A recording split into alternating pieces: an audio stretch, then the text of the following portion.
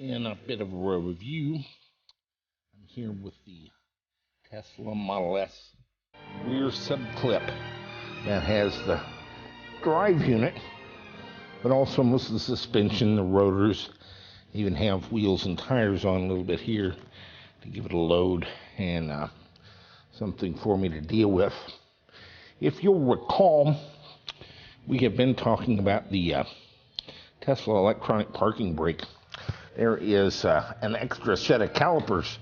The Tesla actually has two brake calipers on a disc rotor, and one of them here and a second one here are electrically operated by 12 volt DC, and really quite simple devices and very effective. Normally, if you put the car in park, your master control unit, the computer where the 17-inch screen is, will issue a command to the inverter, causing it to cease inverting and making the motor spin.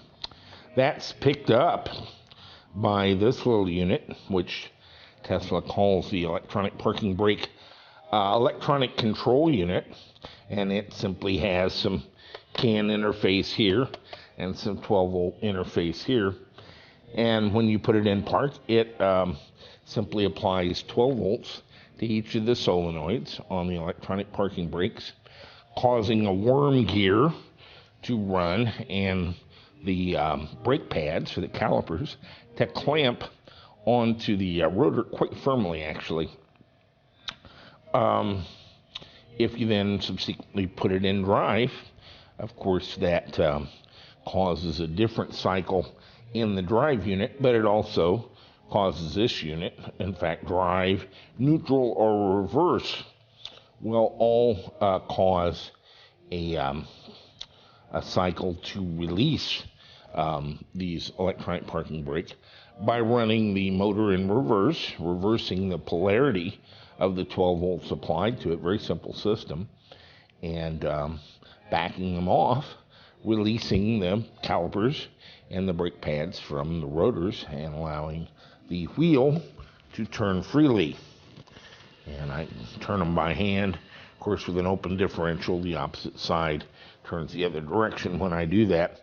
This device, it would be easy to reverse engineer work, but why?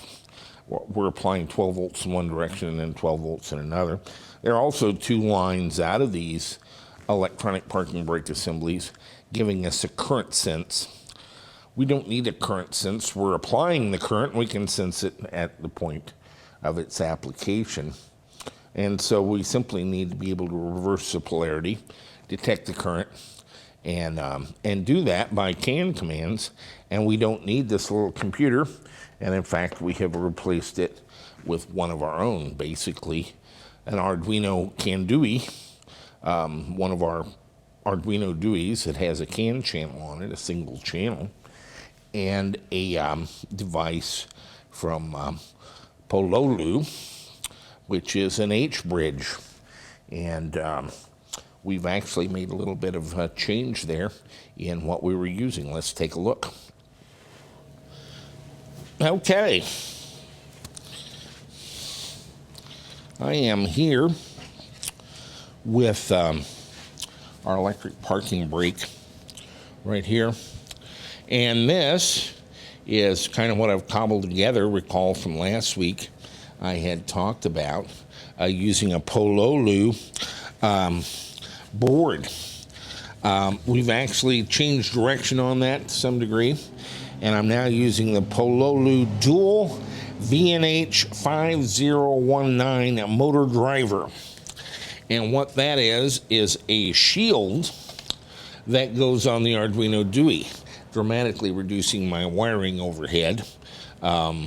We have our left and right channels here and 12 volts in, and the rest of it gets from the Arduino itself and Arduino DUI, and we're hooked up with a USB cable here. and we have 12 volts coming in from our unit there. The second thing that this gave us, and this is part of the reiterative process, the board that they had before had a minimum logic level of 3.25 for a logic level 1. Our board is a 3.3 volt board. Well, that sounds like we've got a little bit of overlap there. It was very little, and it worked very raggedly, as in sometimes it would and sometimes it would not. This VNH 5019 is a little bit lower current, like 12 amps instead of 15. Goes to a higher voltage, 24 instead of 16. And but most importantly, the logic level is 2.5 volts is a logic level 1, which our 3.3 volt Arduino easily achieves, and so I get more reliable operation. I have had to write a little software program here, and I've got it running on the laptop. It's actually running on the Arduino DUI, and it uses the NA and NB pins for each channel to select the direction, which we call applied or released after the terminology of brakes. A PWM output at about 1 kilohertz that we call our speed, and then we monitor that CS signal for current. And I'm just using raw values. There's no point in converting them to actual currents, actual anything, because nobody's ever going to see this. We're eventually going to control this by CAN bus.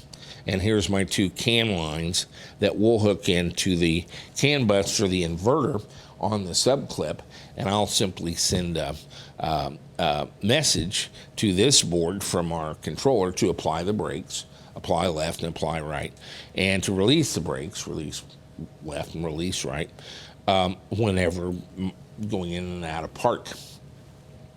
And so that's how that'll work. I've made some little cables and I got the proper connector for our unit here. But my software does print some things to the screen and let me monitor this as I go. Actually, it happens so quick, I kind of have to go back in reverse and scroll through it to see what happened. But I'll just show you a little bit. It shows left and right channels. Right now we're using the left channel for this brake.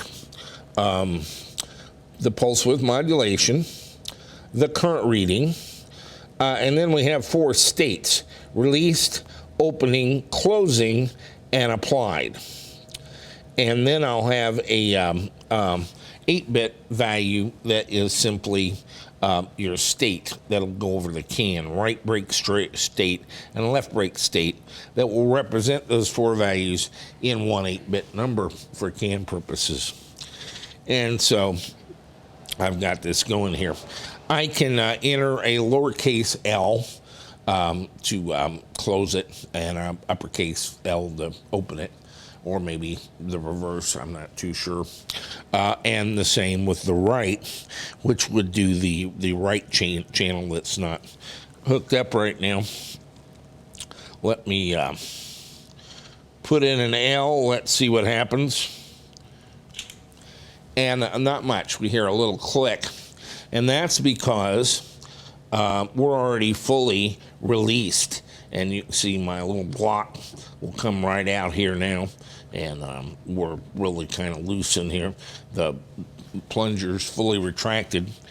If I go to a capital L and put that in, this starts to close, and I'm printing out data here to the screen indicating my current.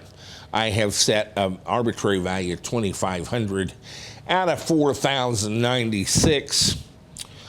This reports at 0.14 volts per ampere, and so 2500 is a little over half of 3.3 volts, or 1.6 volts or so. And so 2500 corresponds to 10 or a little more than 10 amps. And I actually trap that value, and at 2500 shut it down. I also have a timer on it. It'll run 10 seconds if nothing else happens. And so that's how we stop it once it's started, is either it runs out 10 seconds or we get to about 10 or 11 amps at the stop of the thing. So now we're releasing, and you can see it scrolling on the screen. You can really see it when you start, when you stop, because it goes so fast. It's printing thousands of messages a second. And so that's fully open, and Shift L causes it to close, and we're extending it, and you can actually hear it grinding down, starting to draw more current, and then it kicks out. And at that point, I could not remove this with a chisel. It's locked up. But understand, it's not drawing any more current now. It is shut off, but the way this gear drive works, it's completely in there. You can also kind of see on the board, we have some diodes here on either side. Now, you're not normally going to see those, but I can fire this up.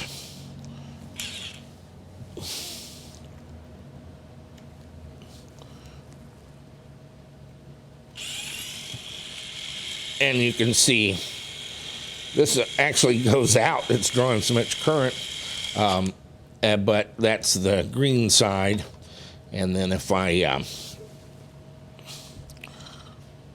open it up again, we get the red. And we've got it up here, but whenever you're drawing the current, it kind of makes it go out. So we've got an indication on the board for troubleshooting purposes, but that's not going to do any good in the car at all, because of course this will be in an enclosure. And so that's our little board with our two chips and our two outputs, and that'll let us drive both brakes either alternately or together based on time. And all I'm doing is applying current in one direction. I build it up from 0 to the maximum PWM to give it kind of a soft start. And then when it starts drawing current, I shut it off because I know I'm at the stop. And so that's going to be the mode. We will actually control that instead of the keyboard and the screen. It'll be with some CAN messages out this CAN port and going to our inverter bus, which happens to be on the subclip. Let's go wire this up to our brakes on the subclip and take a look and see what we can do there. So we've gone to a H-bridge that we can control easily with a 3.3 volt logic signal, and built this a little box, made us a little harness to each of these, and this runs our 12 volts back where we'll interface with the rest of our control system, and also two CAN lines. And eventually we're going to control this all with CAN from our control unit, and again for the same reasons, to put it in park and to take it out of park. When we're in neutral, we'll let it free roll. When we're in reverse and drive, of course, we're driving the wheels. But when we put it in park, we'd like to apply the parking brakes. They come with the system, no extra charge, and so we might as well enable them. So when we put it in park, your car can hold in position. And I thought this would fight me a little harder than it has, but it really hadn't. It's worked out pretty well. Right now, I'm connected to this with a USB. Let's see, what does L do? L applies the left parking brake, and I can see now that it's applied. And so I'm betting that capital L will release it. And again, I can turn. R is going to apply this one, and it's locked up. I can still turn this one because it's released, but this one is quite firmly locked. And what does that leave me with? A capital R to release it, and now that's released. And I have added a couple of functions. To apply both brakes, and so they both come on at the same time. And our little board is quite capable of generating the currents necessary. I think I have X to release them, and so release the brakes. And so from the keyboard via USB, this is working very well. We're going to have it respond to a couple of CAN messages, since we have a CAN port on the board, and basically just use the apply brakes and release brakes, the last two functions I showed you.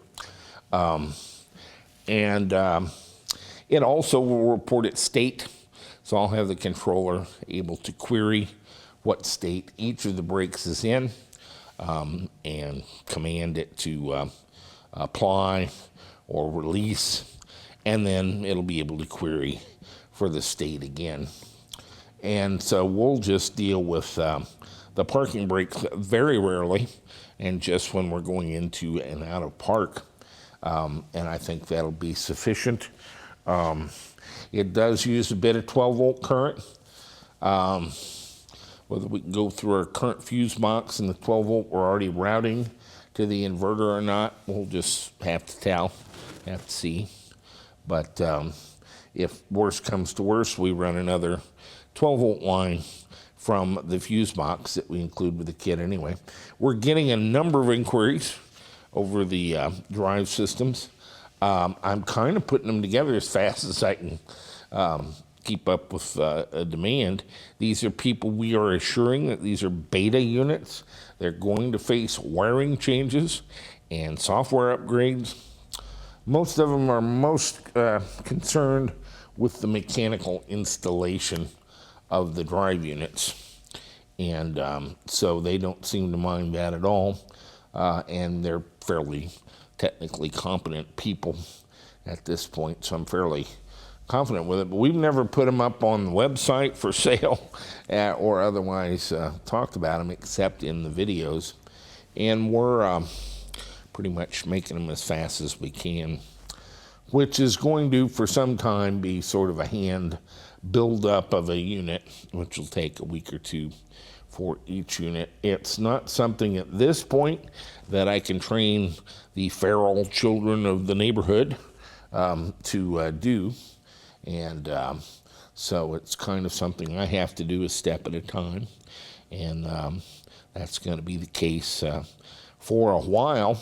But as we gather experience and more acumen in doing this, hopefully we can improve the process as we go along to also improve the output. I'm not going to ramp up quite as fast and well as Elon Musk, but for a few special projects out there that want extreme power and the pinnacle, the crown jewels of OEM electric car components, I think this is it. And we're getting to be fairly adroit at using it. We can already do things that you can't do in the Tesla car. We can adjust the regen to a very fine degree. And we can master the electronic parking brakes at the moment. So that's going very well. Let me take you to an update on another project we have. Kind of not terribly high priority, but it's turned very interesting. Let's take a look at Ed Becker and our air-cooled Bmw 645s. So if you watched the last episode, I went and copied all of the, or we sniffed all of the serial data between the microcontroller and the flash memory chip. That is this data. It's very dense.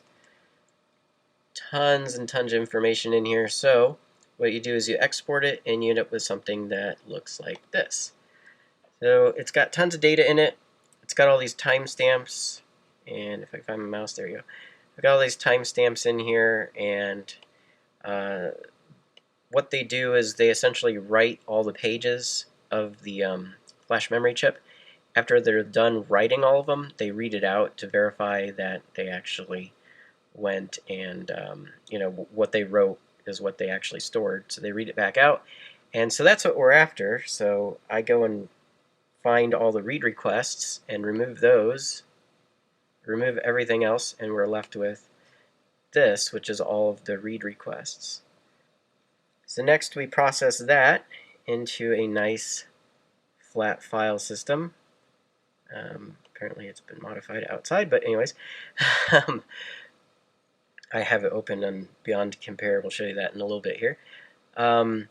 So read a request that was command number 3, address 010. It's a 24-bit address. And then here's all the data. So this is all of our wonderful. These are all the variables that C shell stores when you hit that save to EEPROM. Then we've got a couple extra pages, and these are the ones that are interesting. These are the static pages, which contain all of the stuff that we actually care about. It's located at the first page of the flash and the second page of flash. So I'll go ahead and show you this. And apparently I have them both open, so yes. So these two are different files. These are both from the air version, Bmw Sf air-cooled version, and this is with the not secure bit and the secure bit set. And if you look around in here, it's a little hard to find it, but only one bit changed in this entire thing. But you see the checksum over here went from, they have the checksum at the beginning. See how it says 22B4, and then the other one, here I'll use my finger, BD61, but then all the rest of the data is the same. See 48, 3B, 85, and then this checksum is 22B4, 48, 3B, 85. So it's all identical except for the checksum because we changed one single bit. That's how you know that this is a cyclic redundancy check. If you just change one bit and it's just a regular CRC, just a regular checksum, it will only increment here by 1. But since we changed one bit and we get two wildly different checksums, that means it is actually a cyclic redundancy check. We also did the exact same thing for the water-cooled. So if you open up both of these are the water-cooled ones, with it not secure and secure, and that gives us more data because now the checksum is B351, and over here is 2C0F, which we need extra data sets in order to reverse engineer how they're calculating that checksum, which I'll show you how to do that in the next video. In this, we're able to bring up Beyond Compare, and I'm comparing the air-cooled secure and air-cooled not secure. Those are the two, that was the one bit that we changed. And if you look, 01, 00. So that was the one bit that changed. Everything else is identical. And then, of course, the checksum changed. And I can show you the, here's the other one as well.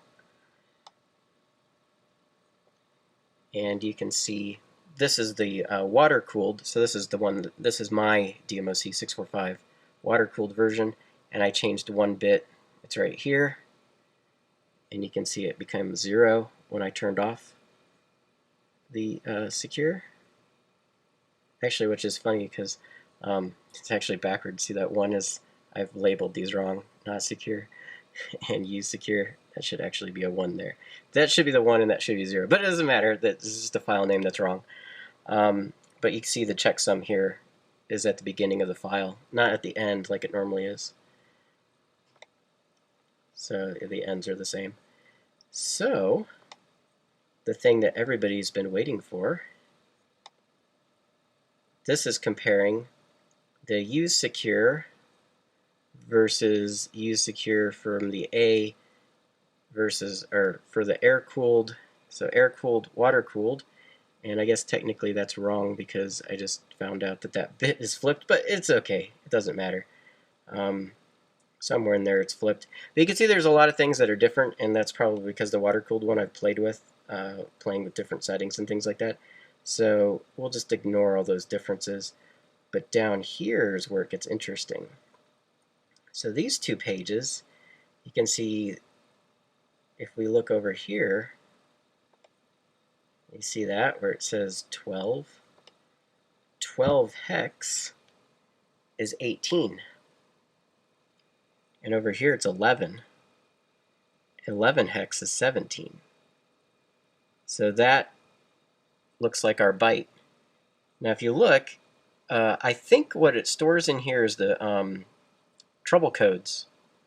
And because we newly programmed the air-cooled version, it has no trouble codes, it's all Fs. Whereas this one's got data in there, so I'm pretty sure that those are the static history of trouble codes that it keeps. So that's just, you know, FYI. And it keeps 2 pages, and we see that during boot up in the in hyperterminal. It says like A checksum OK and B checksum's OK, and then there must be a third page somewhere that's where they store the defaults. So if there's a fault in the checksum here and here, then it loads that default page, which given their addresses is this is at 0 and this is at 1, the next one's probably at 2 as the default page. So this should give us enough information. We now know where the byte is that we need to change. I'm pretty sure this is the byte right here. And we also know, well, we don't know the checksum, how it does the cyclic redundancy check yet, but we can reverse engineer that given the data that we've collected. Some other interesting things. If you remember in a couple videos ago, the date of the drive when it was manufactured was September of 2011. So if we were to put that into hex, that's 0455. And if you look, 0455, so that's where they store the date code, manufacturing. And it's not a fluke, because if you go back and look at that video too, the drive was serial number 7019, and if we put that in hex, it's 1B6B, and if we look around in here, in this area, what do we find? 1B6B.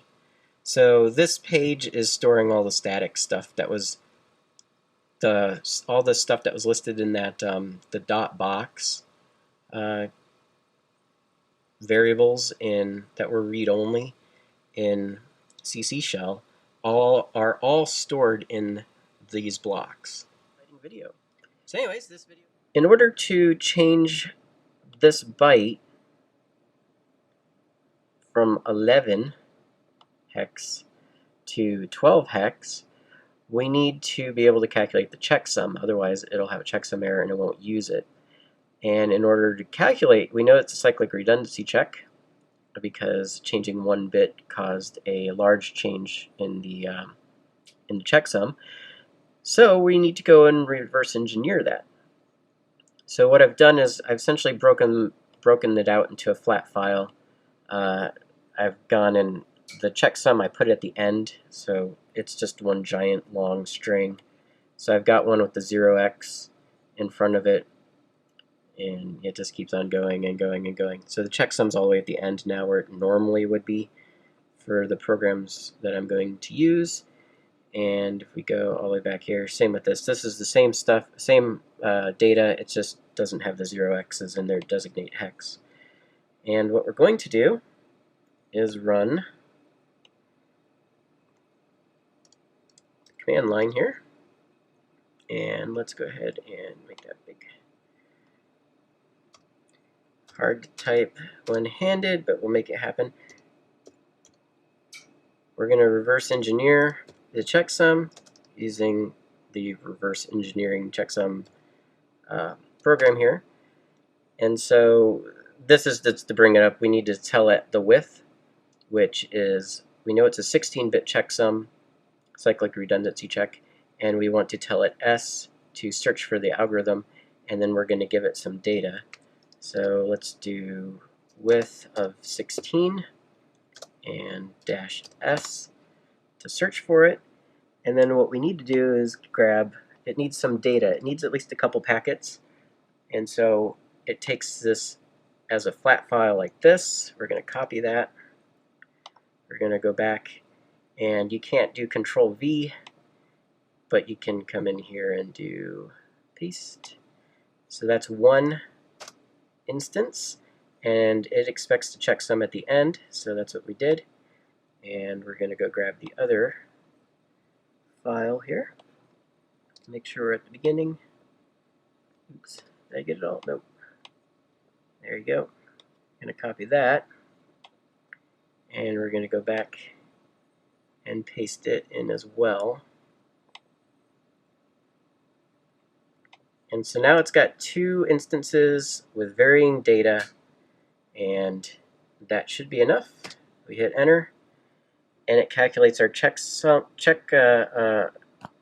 our CRC 16 as being the X modem standard. So if you watch the Nissan Leaf BMS, where I did the same thing to calculate the checksum in that, they rolled their own, so it was a completely non-standard one. This one, they've decided to actually use, it's a standard, so polynomial is 1021, and it happens to be called X modem. So what we can do is we can verify it by going to the old Sunshine 2K CRC calculator JavaScript page here, and we'll just go grab our, so this one takes it with, we need the little hex symbols on there. So we're going to copy the whole thing, go to the web page, we're going to tell it we're doing a CRC 16, and if we scroll to the bottom here, we find X modem. So we're going to select that, and you can see it set the polynomial to 1021. We're going to erase this and paste in our bytes. And our checksum is 95 FE. We don't want to include that because that's what we want to calculate. So remember, 95 FE, boom, 95 FE. So we know that that one's correct. We can try the other one. Is that the one I just copied? Nope. So we'll go back and we'll grab this one as a test. Copy that. Go back to the web page, and we'll delete out our the one that we put in here already. Paste in the new one, and this checksum is 24/7A. So remember 24/7A. Get rid of that. 24/7A. So we've confirmed the checksum, and we now are ready to go modify that byte and calculate a new checksum and put it back. And for hardware, I'm thinking about using my little motion controller and just do a little bit of SPI with it and have it read out the flash memory chip, modify that byte, calculate a new checksum, and then write it back. I've got some unfortunate news. I'm pretty sure I killed the microcontroller in the air-cooled Bmw Sf. If you watched the previous video, I figured out the byte that I needed to change, and I figured out checksum. It's ready to go. I actually wrote a bunch of code here. to be able to modify it, but the first thing I was going to do is just read out the content of the EEPROM. I'm going to call it an EEPROM, even though it's a flash memory chip. But yeah, I was just going to read it out, verify that the bytes that I read were what I saw through the logic protocol analyzer, and before I was going to switch it over and actually write to it. So I actually had I had this on the debugger, just still sitting down here. This is my, if it'll focus, it's a little motion controller, does 8 servos. And I had repurposed it, I had programmed it, I clip leaded it over with the clip leads here onto the same wires that I had soldered on to the EEPROM chip that I did all the sniffing with the logic. And I had, when I was running that, when I had the logic hooked up, I noticed that it always reads from the EEPROM and SPIs out a multi-master protocol, so I needed their micro to stop reading the EEPROM, and I noticed that if you go into CC Shell and go to Tools and then click Place DMOC in Programming Mode and hit Yes, that actually stopped reading the EEPROM because it was in the programming mode. And I was like, oh, that's perfect, that's great, that's all I need to do. And so I had done that. I went and told my chip to read it out, and it was flashing the red LED on here, which means it wasn't getting any data back what it expected. So that was my little error code. It was just blinking the red LED. And when I was looking into what was wrong, because I thought maybe something was wrong with the code, all of a sudden there was the DMOC 645, I heard all the relays click, and I was like, whoa, what was that? Because it was in bootloader mode, it was shut down. And I think even though it's in bootloader mode, their micro was still driving the S-clock and master out, slave in lines high, while my microcontroller was also trying to drive them, and we had a bus contention, and my microcontroller won, and it killed the micro that's in the air-cooled DMOC 645. This is what it does now. If I flip it on, it lights up battery empty and error, and it doesn't communicate at all. I can't even get it to, so if I kill this and try to run hyperterminal, you get nothing. I can turn it off, you get like a little character, turn it back on, nothing. That's it. So I think I'm pretty sure I killed the micro. Not quite sure how I'm going to fix that. Might have to buy another board if I can find one. But yeah, I can't even. If I put it in programming mode, it can't talk to it. So pretty sure it's dead. I got nothing. So I think in order for this exploit to actually work, which I believe this exploit will work, but in order to actually implement it, you're gonna have to take the you're gonna have to unsolder the EEPROM, or the flash memory chip, from the board, program it, and then solder it back in, because I haven't found a way to make the I thought that was going to tri-state the outputs on the microcontroller so that I could take control of the bus, but apparently not. So it's very unfortunate, but yeah, I'm pretty disappointed in that, because I was really hoping that it'd be that simple. Just hook it up, read out that that page, change the byte, recalculate checksum, and write it back, and it would fire up and we'd have a spinning motor, but unfortunately that's not how it worked out, so I'm going to have to go figure out how to fix it. But I'm pretty sure it killed at least 1 or 2 pins on the microcontroller, and it just hangs. It won't even boot up now. So yeah, kind of unfortunate. Today's video. Thanks. If you watched the last installment, you know I killed the processor board that was in the this air-cooled DMOC 645. Had a put it in bootloader mode. Thought that would tri-state the SPI bus. It didn't, and I popped it. Turns out the microcontroller can only do 4 milliamps per pin max, and my microcontroller can do 20-ish, so it popped them. So I put out a little classified ad on the do-it-yourself electric vehicle list, and I ended up with purchasing a few spare boards. Fortunately, they look to be out of a DMOC 145, so that's going to have a lot of differences than, you know, using another air-cooled one. Fortunately, Colin Kidder sent in another air-cooled one, so I've got an air-cooled board in here right now. Actually, the last time I powered it up, you can see it says it's the box type doesn't match, which is what we're looking for. Got to change this from a 17 to an 18, and hopefully then it'll fire up.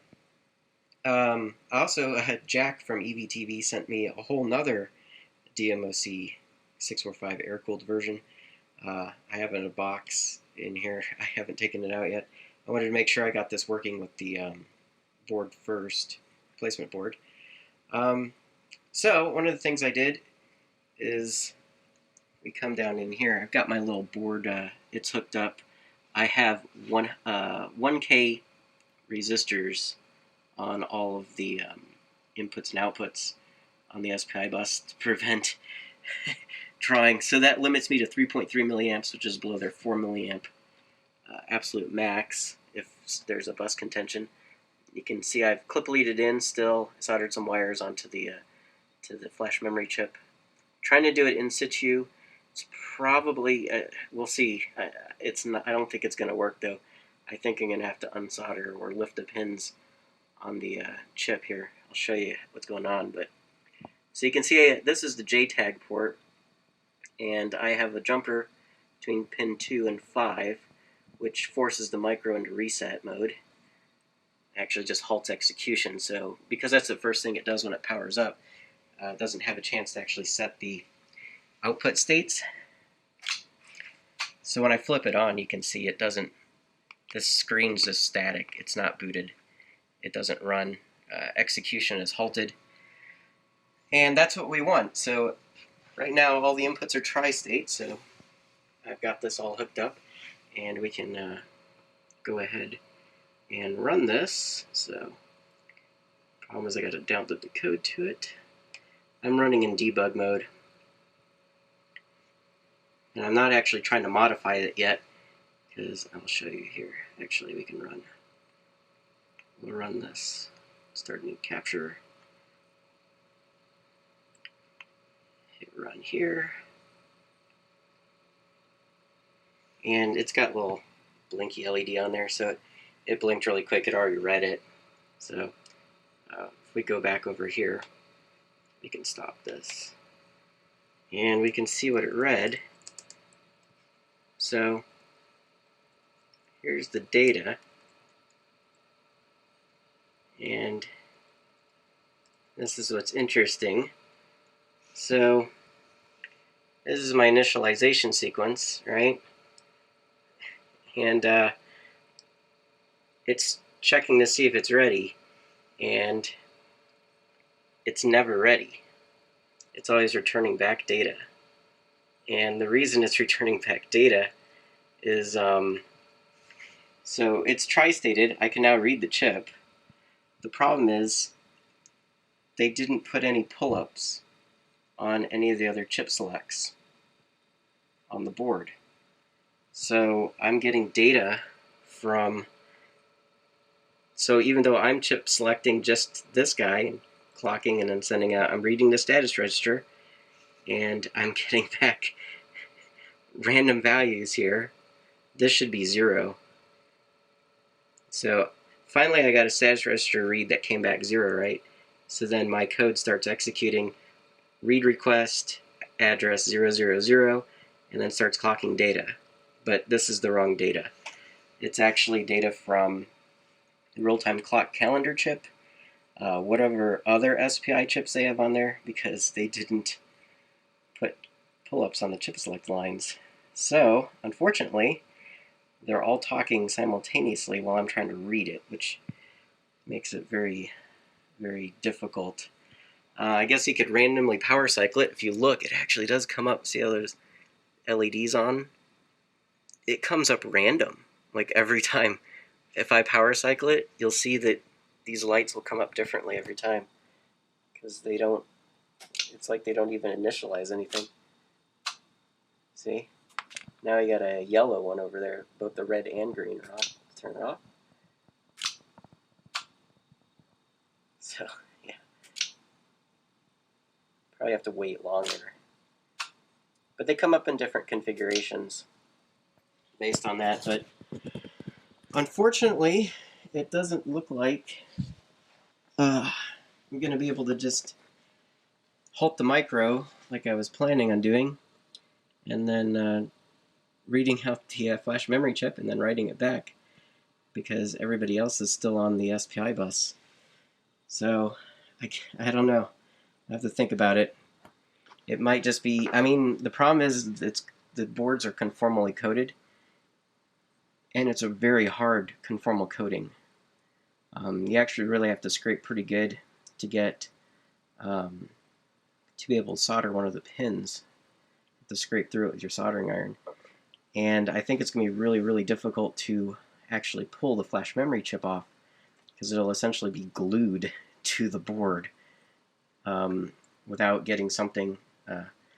I don't know what kind of conformal coating it is, so I don't know what dissolves it. Alcohol does not dissolve it.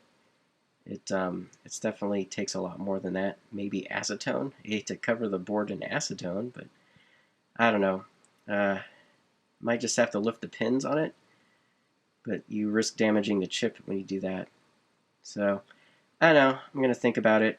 It might be easier. Maybe we just go find every SPI chip on here and add a pull-up to the chip select lines. I don't know. Video. So this is the air-cooled Bmw Sf processor board. This is the one that killed the microcontroller on there. Had a bus contention with my microcontroller, and this can only do 4 milliamps. Mine can do 20, and it popped it. So I've been trying to figure out, can I cut traces? What can I do? Can I just remove the EEPROM? I did actually remove it, but it did not survive. The conformal coating on here is some kind of epoxy, and heat does not soften it at all. You got to really scrape it with the soldering iron to get solder to even flow. And what happened is I unsoldered it, and it was glued. Well, the epoxy is underneath the chip. You can kind of hear it. So it acts as a glue, and when I put a pair of pliers on it to pull it out, and I actually decapped the chip. You'll see that in the next video. We're actually seeing this out of order, because this is the board that the replacement board that I modified. I was going to cut the traces, because you can kind of see how, if it'll focus. Well, trust me, you can see these two are identical here, footprints. They have straight across traces, so I was thinking, well, maybe if I could cut those and leave the chip installed, cut the traces, hook up my micro, reprogram it, and then just solder jumpers back across them. But if you look, oh, there it goes, finally focused. If you look, the vias are actually underneath the chip, which sucks. So that took out the cutting the trace option, so that left me with lifting the traces. So that's what I did over here. I actually lifted up the traces for the chip select line clock, master in, slave out, and master in, slave out, MOSI and MISO lines, and the S clock. And of course, and then I've got just power and ground connected to those other pads that are on the side there. And then I just ran some jumper wires over, and this is just taped on top of one of the relays just to add some strain relief. And this is actually out of order because I've already reprogrammed this board, and you'll see me doing that in the next video. And this is what I used to reprogram it. It's one of my little servo controllers. I just repurposed it, and I've got a bicolor LED on there, so it can give you a status. But it's pretty simple. I just threw on some little clip leads. So power ground, and then pin 4, which is chip select, pin 2, which is S clock, pin 1, which is MOSI, master out, slave in, and pin 8, which is master in, slave out. And so it was pretty easy to clip lead it on. And then I wrote some code, and you'll see that in the next video. I stepped through it and went ahead and did it. So this guy has been programmed to box type 18 from 17. And the next thing I'm going to do is remove my jumpers and solder them.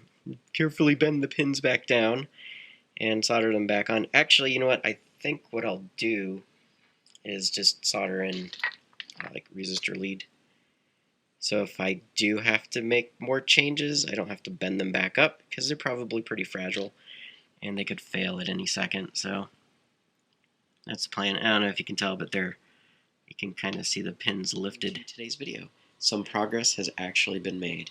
You know, there's been a few setbacks. I killed one of the, well, actually, I killed this processor board, and I attempted to pull the EEPROM off, or the flash memory chip, and I succeeded in decapping it. Yeah,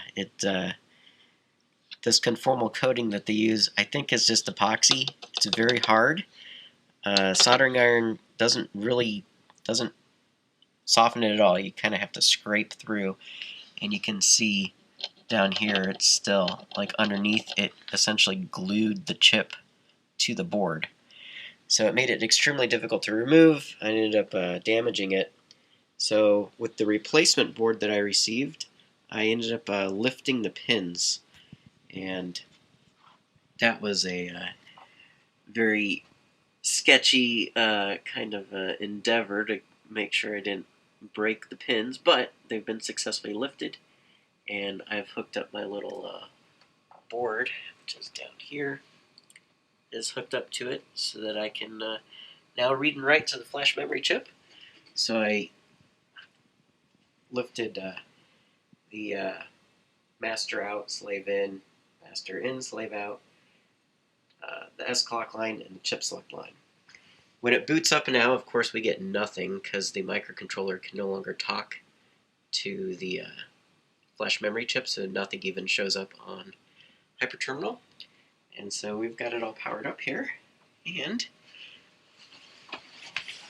I've got, over here's the, I'm just running a really simple state machine,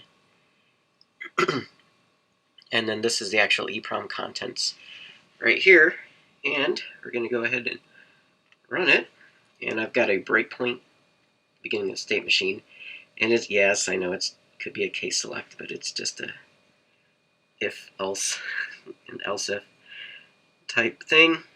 So if we run it, you know, we hit state 0, and what it does is actually waits, checks to make sure there's no clock, and of course there isn't, so we're going to skip through there, and just keep doing that. Actually, what I need to do is move the breakpoint to a state that is later. Otherwise, it's going to be stuck there forever. There we go.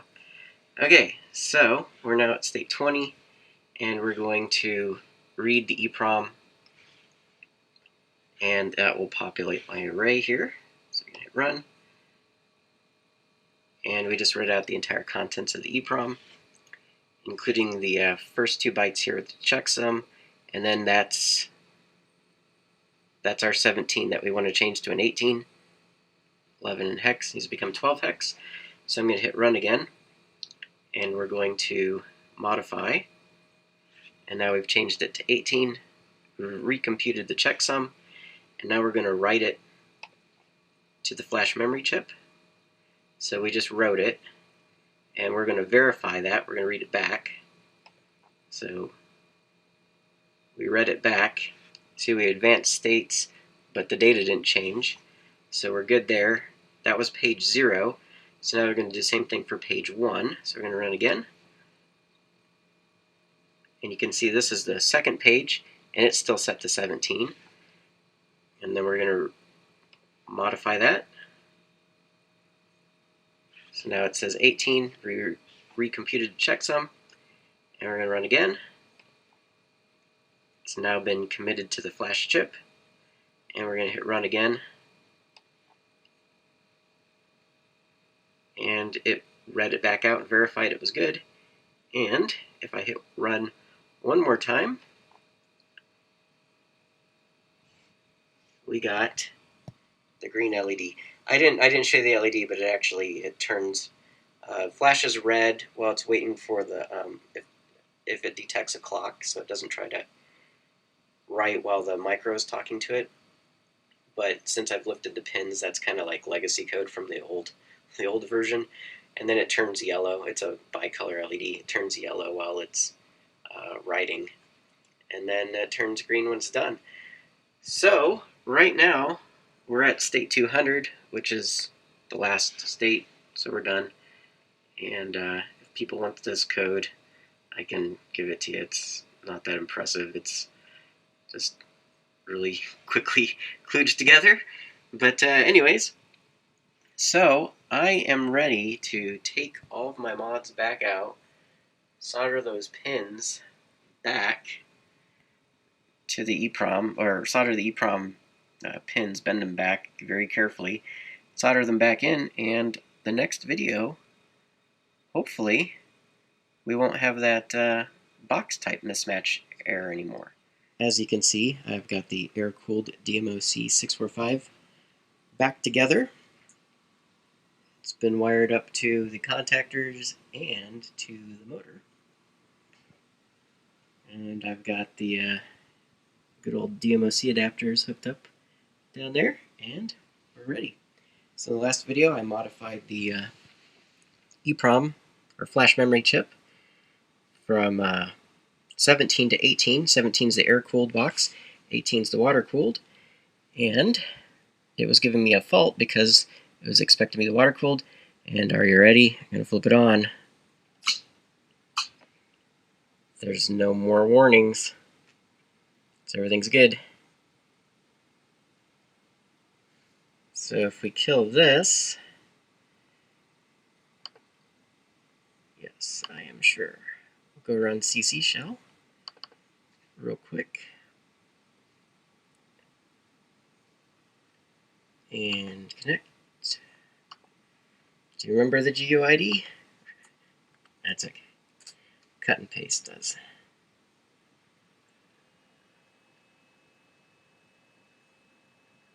Wait for this to boot up. Go into the viewer.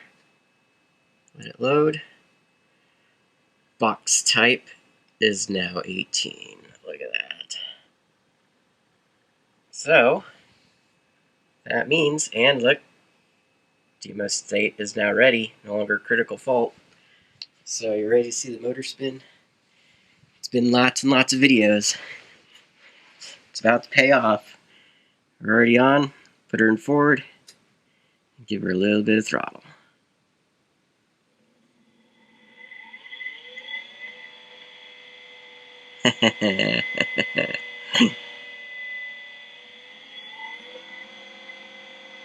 I can't regen because we're powered off of the death capacitor back here.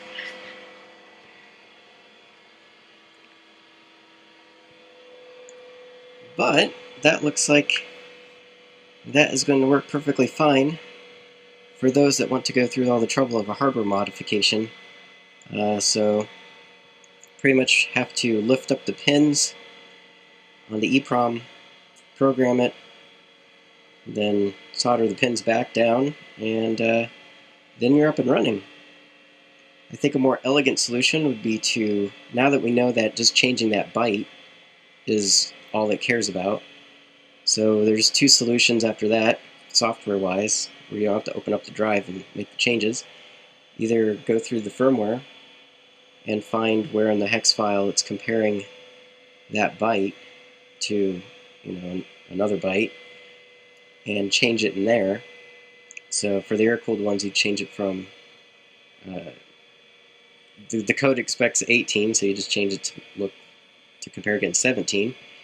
And the other way, which I think I might pursue, is CC shell.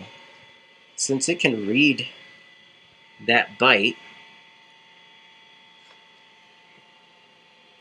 right there, and it also has the ability to write to the EEPROM, because that's how we sniffed everything.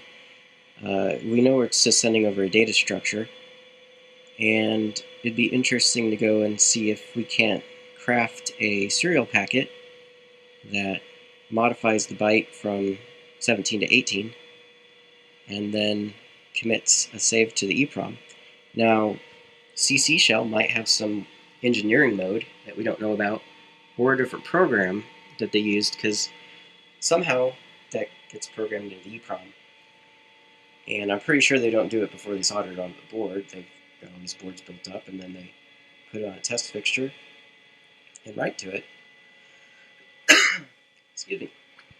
So I'll have to look into that. But probably going to be another day. I really need to work on, I've got a backlog of motor controllers and a 1995 Selectra E10 to get up and running. And then still need to get my truck lithium conversion complete, and so we don't have to use the death capacitor anymore. Get my bidirectional buck boost converter done. That'd be really nice. But yeah, she's still spinning down. I'll go ahead and turn it off here, but well, you know what? I'll give her one last spin for good measure.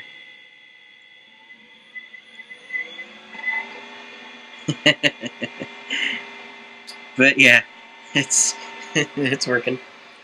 So anyways, yeah, hope that was a good payoff. Thanks for watching. This is a very weird situation. Ed, if you will recall, had been doing a series of videos on DC to DC converters, which I found fascinating and mentioned on the show. He was accustomed to about 67 viewers per video for some time. We mentioned it in my angel who stopped here and whom I've never heard from since, who apparently just came here to give me a Prius inductor, about 350 Henrys, or micro Henrys, with probably 200 amps, 150 or 200 amps capability. And because I'd been noodling DC to DC converters for some time, suddenly Ed had 1,050 viewers of his videos, and contacted me by email, thanked me for the shout out, and offered to, if we had any projects that he'd love to help. And so we started to talk a little bit about DC to DC converters, and I mentioned these air-cooled Bmw 645s.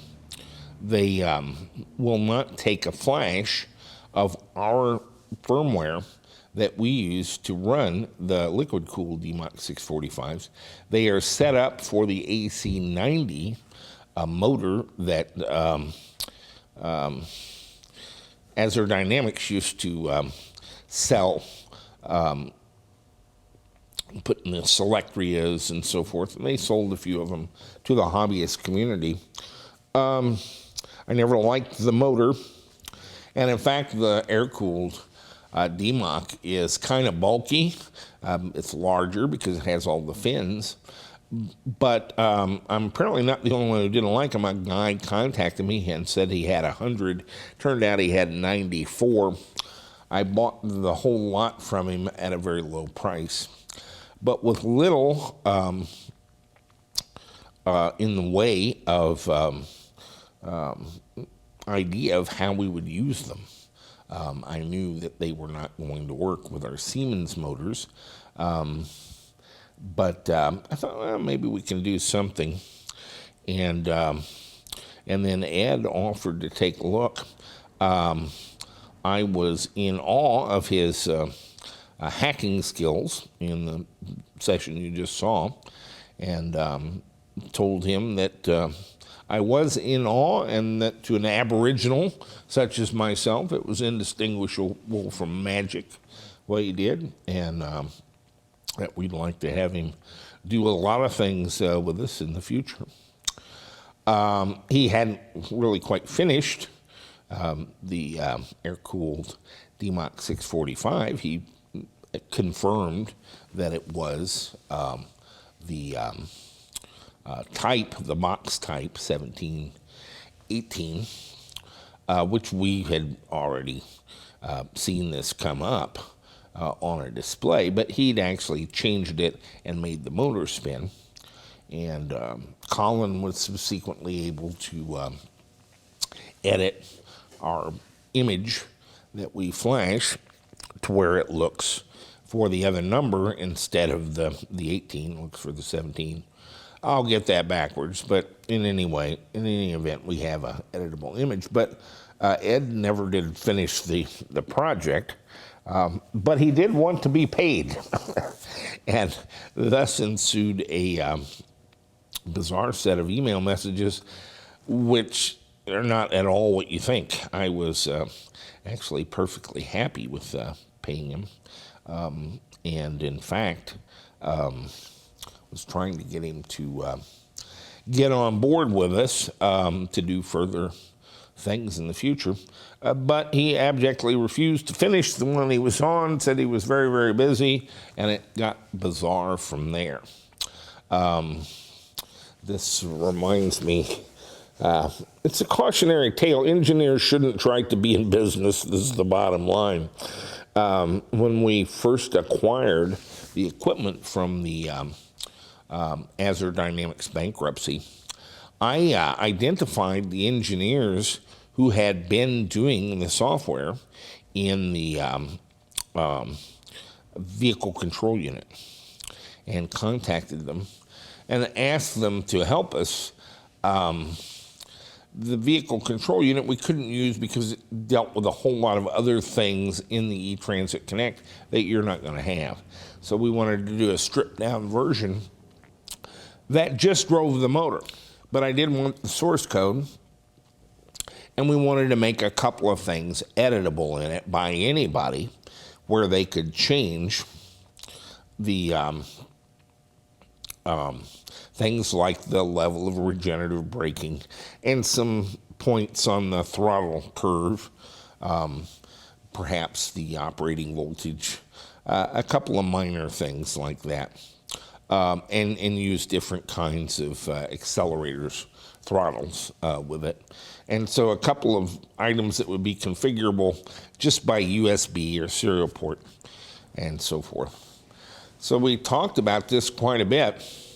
These guys were kind of butthurt because they got laid off because Azure Dynamics went bankrupt. So they were very friendly at first and told me no problem, we can do all that.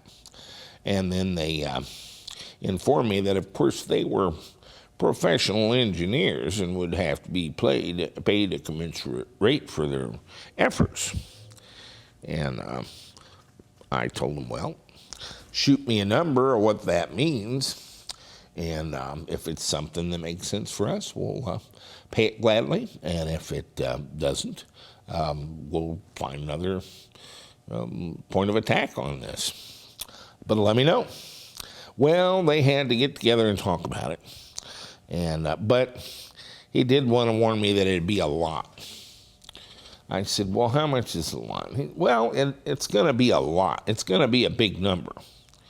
Well, okay, get together and tell me what the big number is, and it might surprise you. I kind of need to, I've got a lot of these motors and controllers. We might be able to do something. Scrape up a few ducats. Let me know what it is. This went back and forth by email in not a negotiation of any sense, but simply an increasingly bizarre conversation where they just wanted me to know that it was going to be a great deal.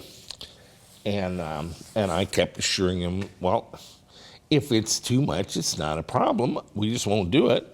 And if it's something I think makes sense for what we're doing, I don't mind paying you. Would you believe we never did get a number? And of any kind. They just kind of gradually drifted away, and I never heard from them again. And they eventually quit responding to emails. But I've had this several times in the interim.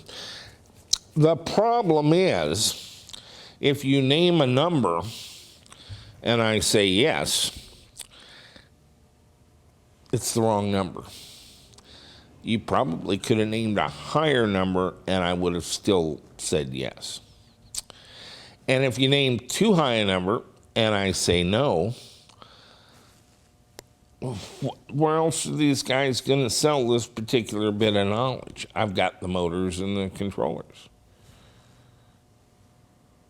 They've got a market of one for what they have.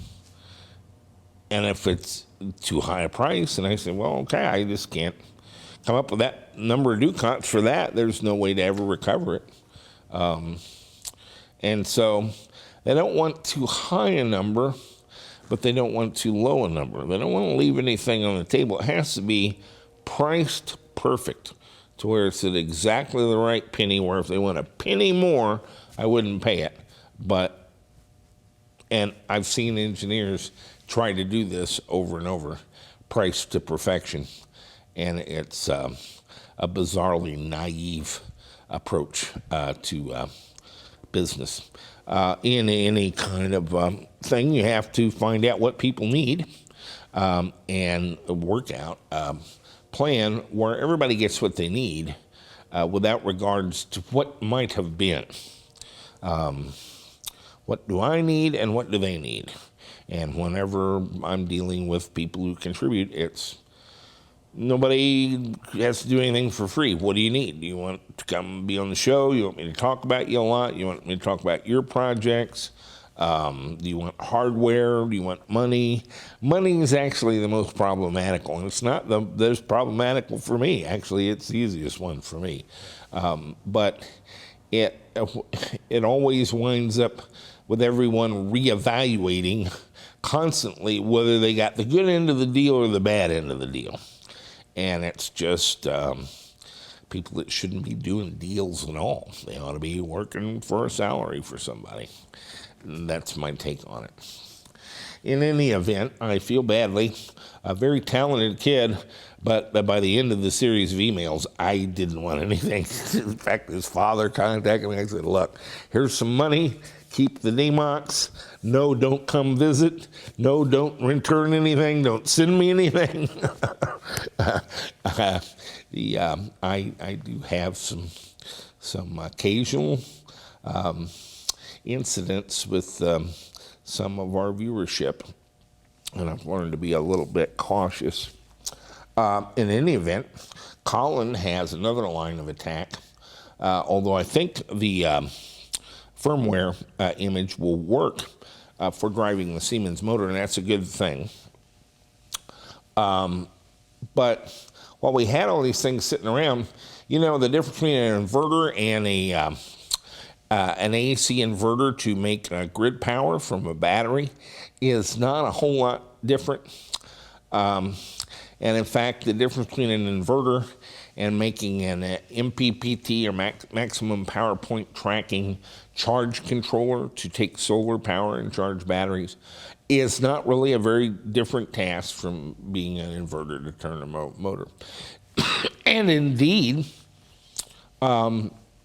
taking AC power from the wall and using it to charge a battery is kind of the whole inverter concept in reverse.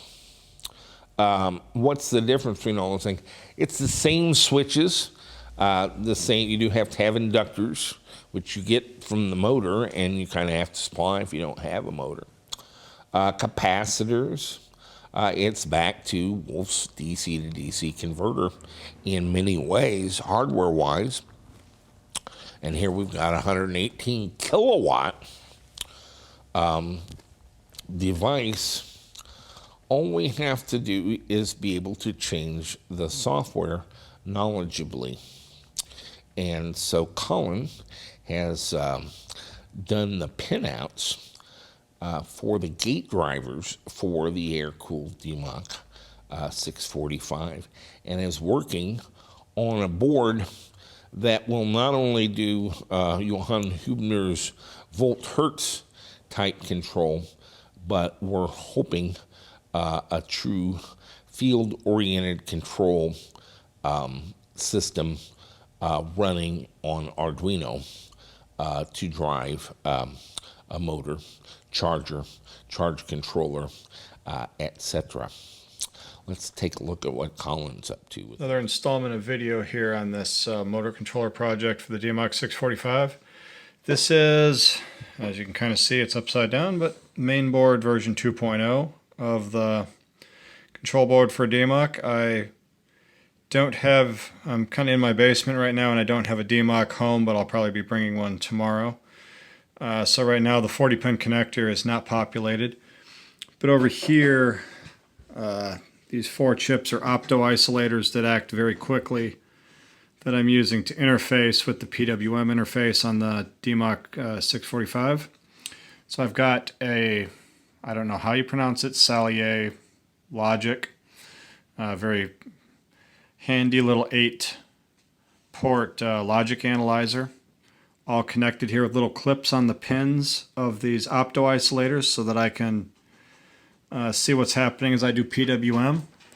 Got kind of a setup here with a secondary monitor. I'll take a second capture of that in a second. My laptop here with source code for the motor inverter. That's the PWM source code, obviously.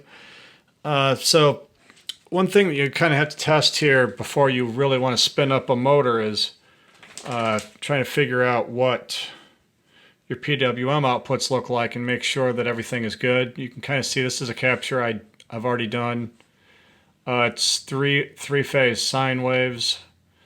You can kind of at least see that the PWM is offset by a bit. It's 120 degrees per phase. So over here it's labeled PWM L0, H0, L1, H2. Yeah. All those things so that you can do a capture. I'll see here. Start that again. It's a very handy thing having a logic analyzer to analyze these signals. So I'll capture a little bit here. See, it still looks the same. One thing you definitely want to make sure of when doing a motor controller is that you have some dead time. You can see PW L0 was high. It dips low, and the PWM 0 high does not go high until a short time later. This interval is about 2 microseconds.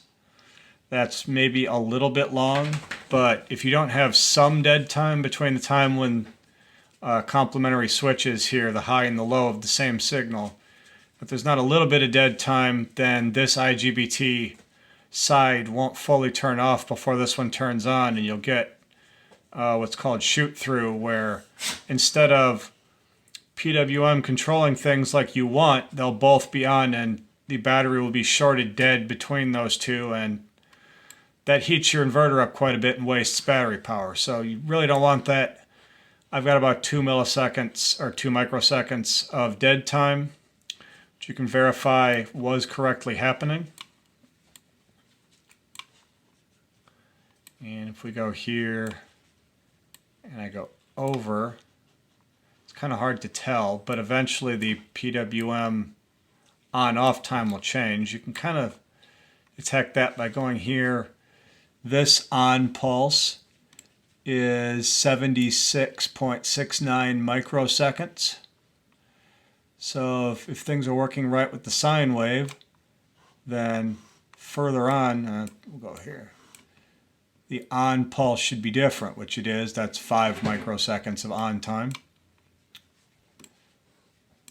So as I scroll around through here, here we have 56 microseconds of on time. So things are working, and the low and high always transition in such a way that they are not both on at the same time, and they always have a little bit of dead time between them so that you don't shoot through. I can kind of see here as this one is about, it's kind of like in the middle. Then the second one begins to turn on a little bit. If you scroll through there, you can see it turns on a little more as you go, more and more and more. So it seems like my sine wave output is working properly. And if we zoom this all out once again, you can see that the sine waves are cycling offset from each other. So PWM seems to be working pretty good. This is all actually targeted. Get background accompaniment from dogs. This is all running like a motor controller generally will. The general theory is you'll have your PWM, which is running 10 kilohertz on this center tapped, will cause an analog capture interrupt to fire in the middle of the PWM. So if I came over here, in the middle of every 10 kilohertz ramp, so basically right like in here, the ADC will get an interrupt to tell it to capture right then.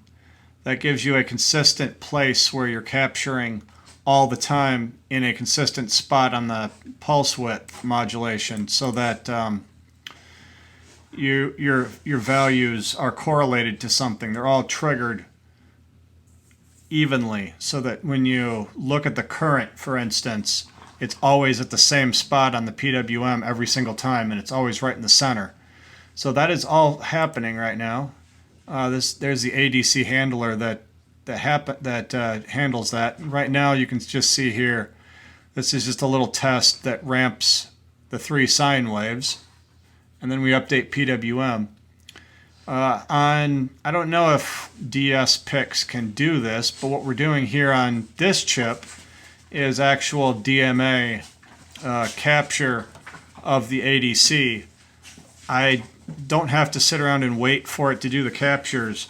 As soon as the PWM triggers ADC, it automatically does DMA in the background, captures your analog inputs, and then only once your analog inputs have all been captured do we get this interrupt fired. We followed and we process for them. several years. Analog is essentially done for Ed free. Clausen, Ed, actually did the first hardware version of the generalized electric vehicle control unit. Basically, a motherboard where you could turn an Arduino DUI upside down and plug it in. But it had some other features, CAN and hardened inputs and outputs. And that's where we originally started with the JevQ. He has been working on a BMW 320i forever. This is the most over-designed home electric vehicle I've ever seen. He's got the engine compartment so perfectly packed that he'll never be able to work on any of it. We like a kind of a open scheme where we don't actually maximize what can be put in the car. I bought the 550 Spider from Dwayne Ball, and they had done something similar. They had simply used every cubic millimeter in the car to perfection. The problem is once you get all that packed in there, it's impossible to work on any of it. And I think Ed's going to have a very interesting time, although he does have good access to his batteries, and that's the important thing. The rest of it, man, has he got it packed in there. But he's done a lot of custom stuff with his dash, his heaters, his own BMS, and so forth. And it's all finally, after a couple of years, sort of coming together. Let's take a look at Ed Claussen's BMW 320i. It's getting pretty close. I think he's going to be...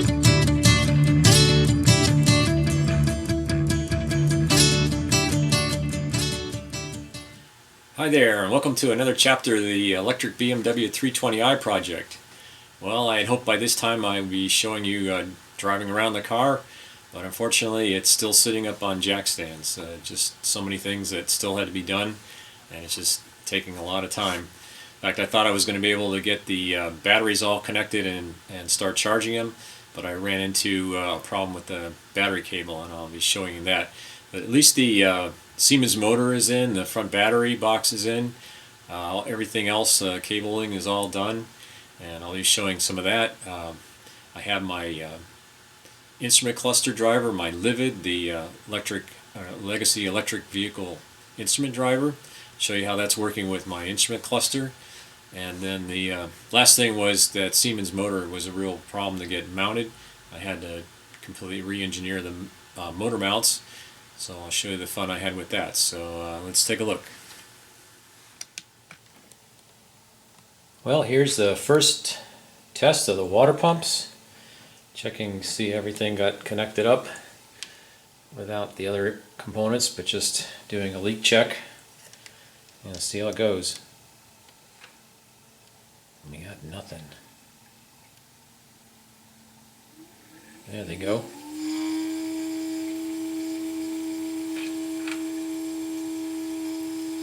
They take a few minutes to speed up, but it sounds like they're going. I'll go over and check the output and see the water's flowing through there, through the reservoirs.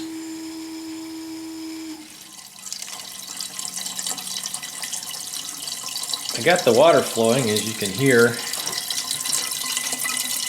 Can't really see.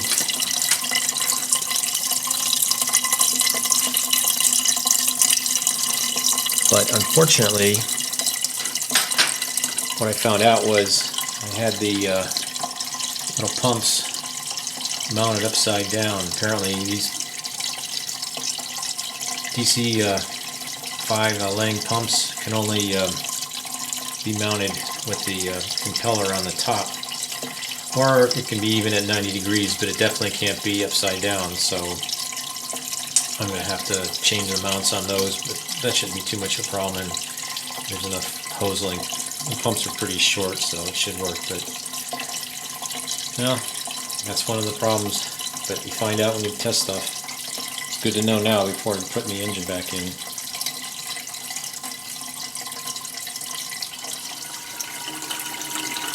Now I got the Lang pumps mounted now in the correct position. Had to just change the mount and a little bit of the hose, but that was no big deal.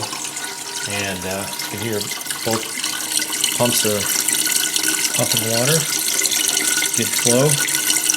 So that was the last thing to verify. Just have to do some last minute wiring on over here with the fuse box, and then the motor can go back in. Here's the new JevCube board that has been designed. This is the 6.1 that has the cinch header integrated into it and uses the cinch connectors. This board has additional circuits on it, such as you see the little flashing blue, that's a BLU Bluetooth unit, and it also has, can't see it's on the other side, flip it over.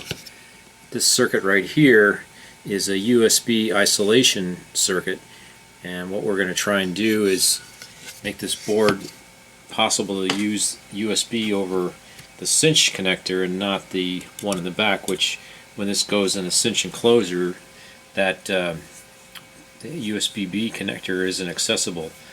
The problem is the way the Cortex normally boots up is it wants to use the native USB, and that runs at high speed, and unfortunately the interface doesn't work at that speed, so I'm going to try to trick the Cortex into not coming up in a high speed so we could use that interface. But other than that, pretty much the same. Has 8 channels of MOSFET and 4 channels of analog and 2 channels of digital I/O.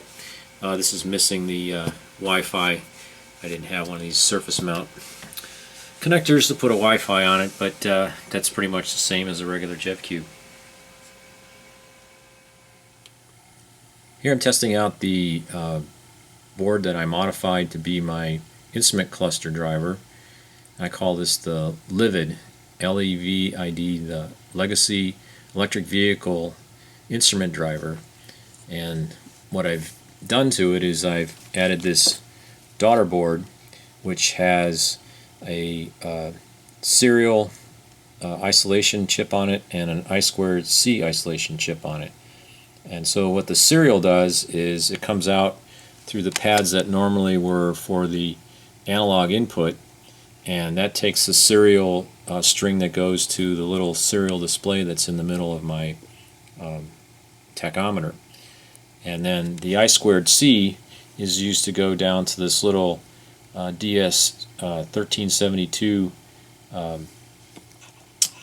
real-time clock, and that takes the time out and sends it back into the program that's running on this, and that displays the time on the serial display. Just one of the many messages that that serial display will use. So it's pretty much like a regular JevCube board. It has all the MOSFETs on it. It doesn't have 3 of the analog. It has 1 analog input, has the 2 digital inputs, and then of course it has this daughter board that has the extra chips on it. And that all seems to be working real well. I got to bundle it all up and get it into the car and demo it being used to drive the instrument cluster. Here's a LIVID board now that has the wiring harness made up. You can see this to go to connect to the back of the instrument cluster. Quite a bit of wires, having to break out all the signals. You see the resistors on there. Those are pull-up resistors, the 12 volts for the MOSFETs to provide the pulse width modulation and drive the gauges. And I also have some capacitors in there which help to reduce the amount of inductive kick, because this is going into basically a motor resistor to drive the gauge. And you see here on the scope, that's actually with the capacitor, that fast edge you see on the leading edge of the pulse width modulation. Without the capacitors, that actually would be well over 30 volts. Not too good to have that kind of frequency flying around at a very high frequency too. So the capacitors work really well to quench that, and everything seems to be working well. So next will be to show the demonstration. What I have is a second JevCube board here, programmed to send out CAN messages that simulate the DMOC and the BMS, and that's the information that will be displayed on the instrument driver or the instrument cluster. And that just is a little program, just loops continuously around, sending out those half a dozen different CAN messages.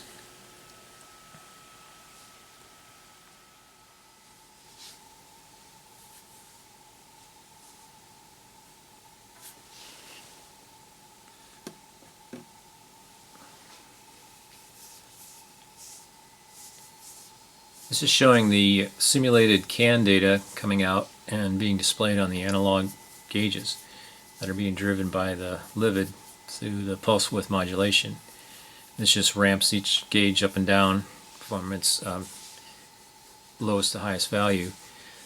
The digital display in the middle, you can see, is just showing the time right now, but I managed to be able to use the digital input on that and this switch that normally was used to set the time, but now it can be used to change the message on the display. As you see there, it just showed the state of charge being ramped up and down. That's the fuel gauge on the left and the temp gauge on the right. So you see this will ramp again as the gauge ramps.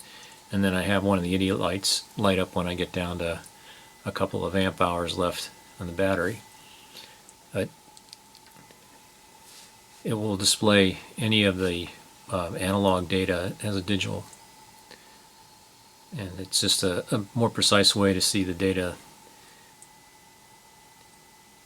But the interesting thing about the two gauges, the temp gauge and the state of charge, required a second order polynomial to fit the pulse width modulation data to gauge position. The tachometer in the middle is a lot more linear, which is good because it's the biggest gauge.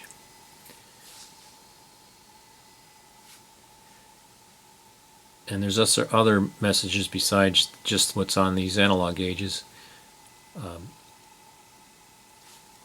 Anything coming out of the BMS can be displayed. So that would show the amps being used simultaneously. That would show the voltage. And that would show the kilowatts. So any of that, and that would data I don't have coming out and being ramped, but just set as static. But any of those values would show up, and the way that it's set up in the program, whatever the last value is read will be the one that will be displayed when the particular value wants to be shown by pushing the button that cycles everything. So this looks like it's going to work really well. Next thing to do is get it back in the car and get it all connected there. Well, here's the first time. Everything's all buttoned up and getting ready. All the 12-volt wiring done, and the contactor box all cleaned up, connected, and all the high current cables all set up, gland nuts and tightened down, so it's all ready to put the motor and DMOC back in. So that's going to be the next thing. Hopefully see that real soon. Well, here we go. Put the Siemens motor back in the car. Let's see how this goes.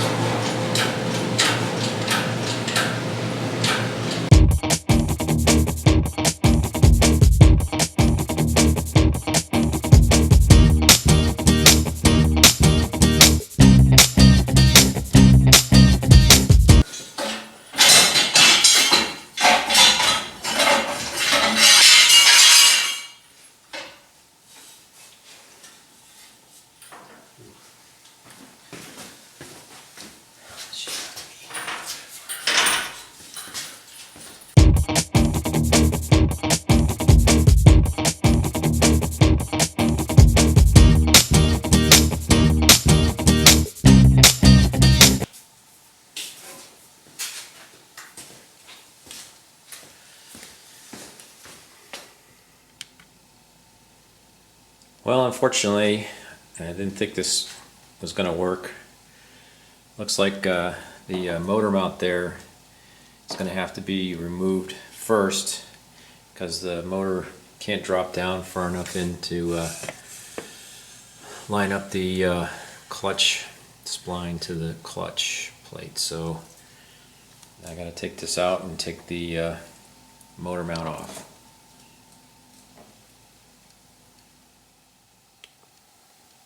Alright, the motor's in and attached to the transmission. So the only thing I gotta do is now work on the motor mount because it doesn't look quite right. I think I'm gonna have to take some material out of it to get it to be level. But this is a big step. Now the motor's in there and connected to the transmission. Get this motor mount fixed, and then the battery box can go in, and then can start charging up the batteries to see how this all runs. Finally finished the motor mount bracket for the Siemens. Ended up having to change the way it got bolted to the frame of the car. I was going to try and use the standard motor mounts for BMW, but unfortunately, because the way this is cantilevered over out from those points, the rubber inside the BMW mounts just stretched, and the whole motor just dropped down like 2 inches when I put the motor's weight on it, so had to go to a hard mount. And here's what the mount looks like underneath. Just end up being a block of aluminum, and just drilled through the holes to bolt it straight away. Same on the other side, except because of the size of the offset required a much larger piece of aluminum. It's like almost 3 inches thick. But that should work real well now. I decided to try putting the DMOC in, just see how that all fits up. I knew it's all going to fit, but just a good look at it, see how it's going to go in together. Battery box is going to be tough to get in. Maybe I'll try doing that next, just to see how it all fits. The other thing was that it looks like it's going to be possible to put the jet cue right on top of the DMOC here on the end. Should have enough clearance with the hood. And just to check, here's a fit. It's touching the shock towers, which is the tallest thing under the hood, so you can see got like about a 3/8 of an inch clearance, which is all I need. So that should work out just fine right there. Some other fun that I've had to do is basically take the rest of the dashboard apart. Part of the reason was this emergency flasher, which is in here. The only way to get that out was to take this piece out, which meant taking this piece out, so it all had to come apart.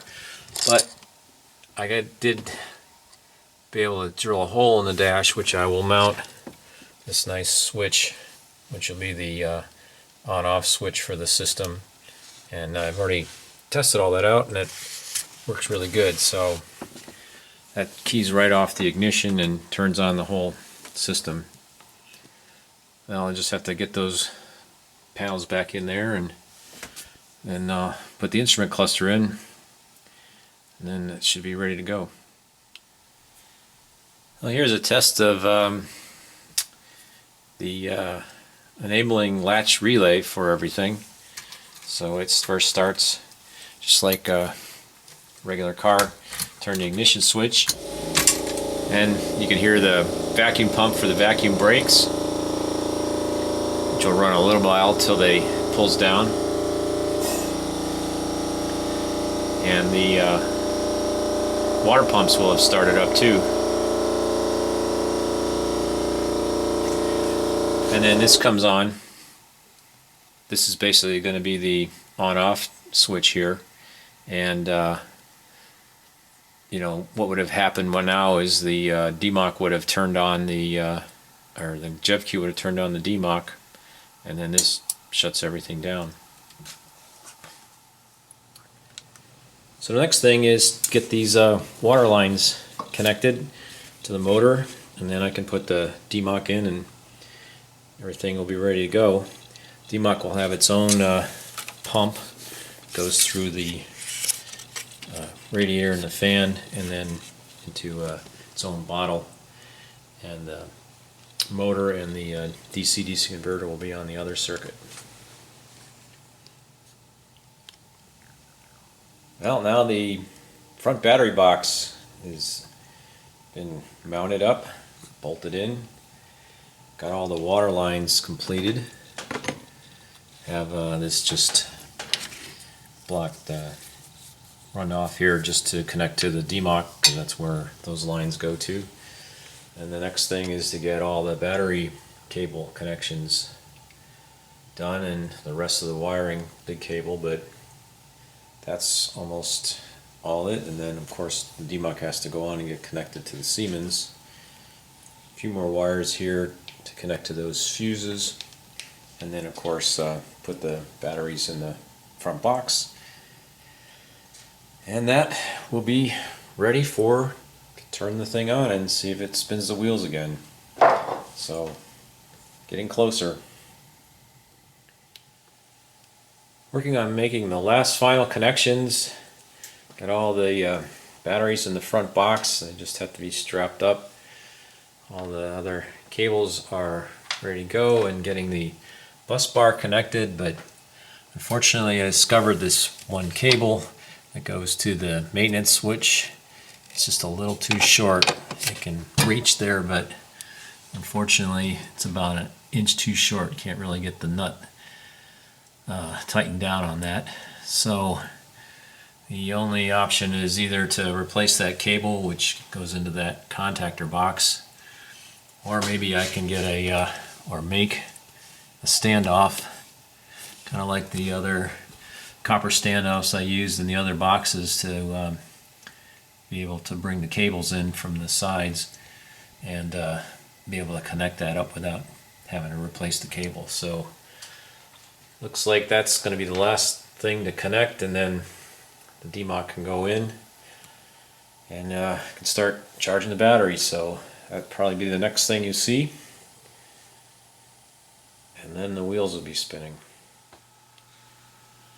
Well, you can see, just like any of the other things that critical dimensions are part of, even battery cables have a critical dimension to them, especially when they're going from two fixed points. I think the easiest thing I'm going to be able to do with that cable that's going to the maintenance switch is make a little standoff out of brass and screw the thing together just like that. I don't think I'm going to try and replace that cable. But once that's done, then actually that completes the circuit, and the batteries can be charged. Although I didn't show one of the other fun things I did, because where the car is situated, I don't have a really good way to connect the original EVSE I had for my Leaf. So what I did was I ran 40 feet of conduit and 50 feet of cable through that to be able to connect a new EVSE in the corner where the charge port is on the BMW.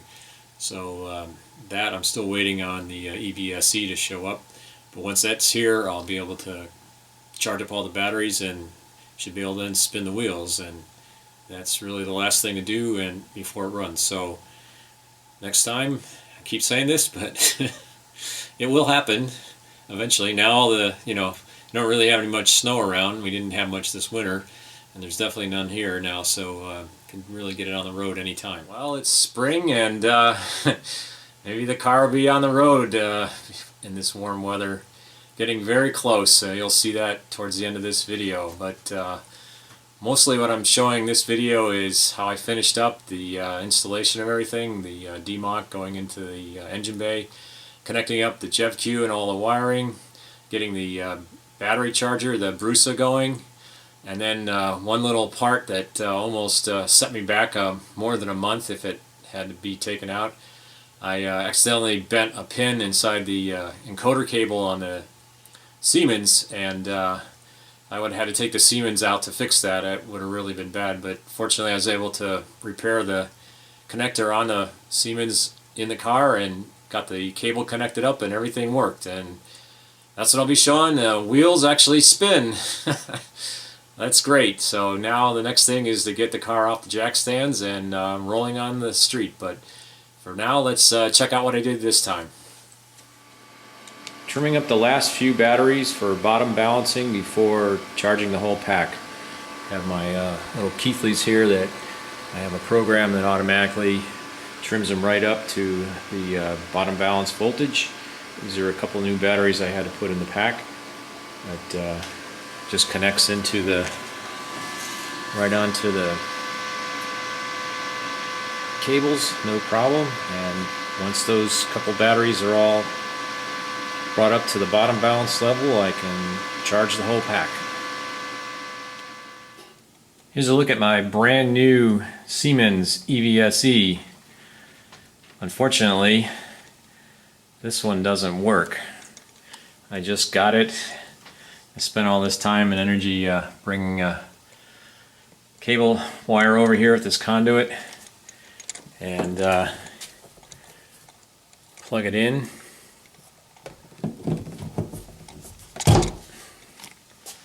It boots up, but then it goes into this failure mode, and there's like nothing that can be done to fix it. I was on the phone with Siemens for about a half an hour trying a bunch of different resets and nothing. So they're supposed to be sending me a new one. So unfortunately, I'll have to do something else to try and charge the car up. Won't be able to use this.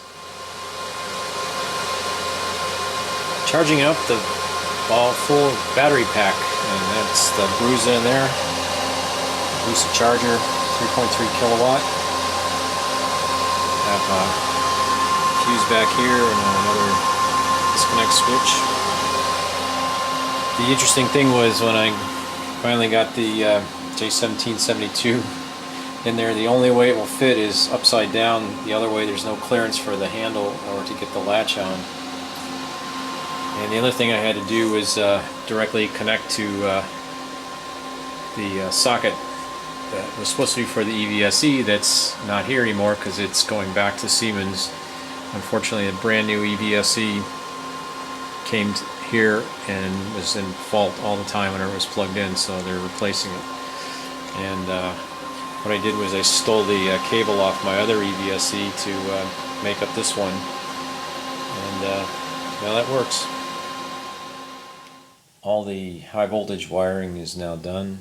Fuse block and bus bar, just have to, last thing, connect up the DMOC. It's the BMS right there. It's all working really well. And also, last bit of wiring here, all those wires are for the JevQ, and that's going to go in at the same time the DMOC does. One last thing is I gotta do something with these wires. These are all the connections for the battery box heaters, which this summer I probably won't need, but next winter or fall probably need to start looking at connecting those up. Well, last big thing to go in, the DMOC. I'll get that cranked up in there and see how well it gets connected to everything. Might be really tough. It's getting really tight in that engine compartment, but here we go.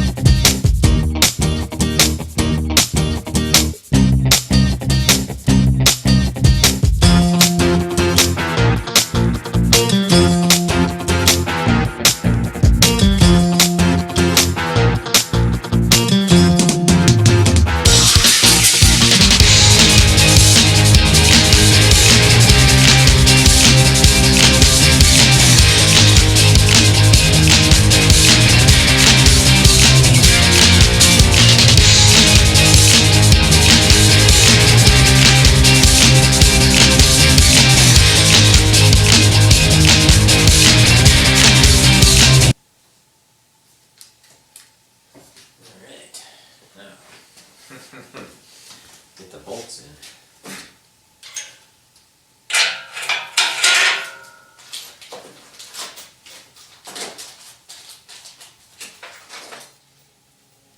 Alright, DMOC is now in the engine bay and mounted up.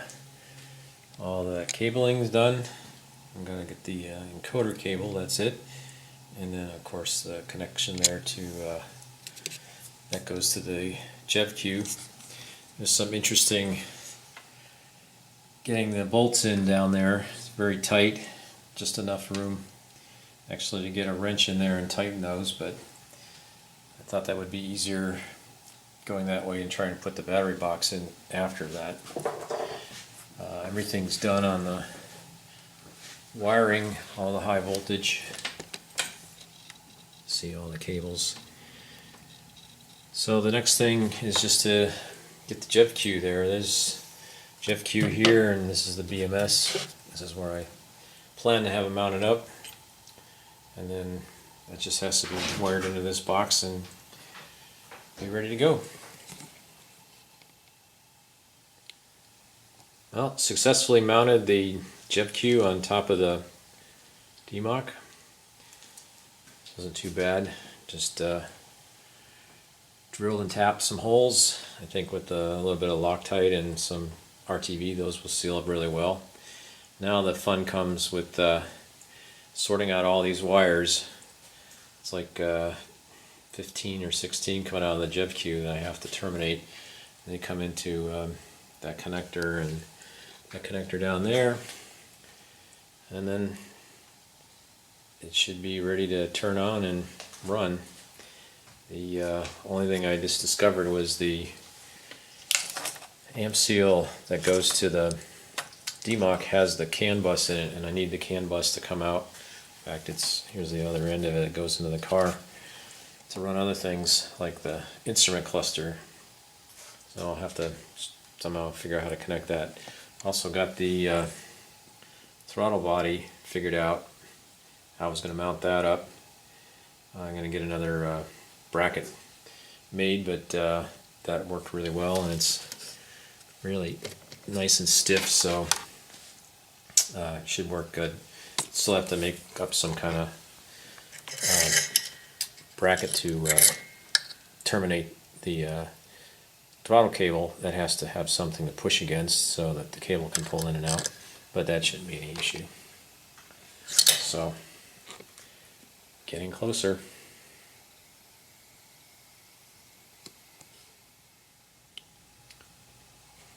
Well, all the wiring is done finally in the engine compartment. Got the throttle body all mounted up nice. Actually, I got some new black anodized pieces to go on there when they get back from the machine shop. JevQ's mounted up on top of the DMOC. Looks good there. All the other connections battery wise are done. Fixed the standoff issue down there with the cable. And battery pack turns on. Front battery pack's all done. Still have to do something with these box heater wires, but that's about it. And everything else is ready to go.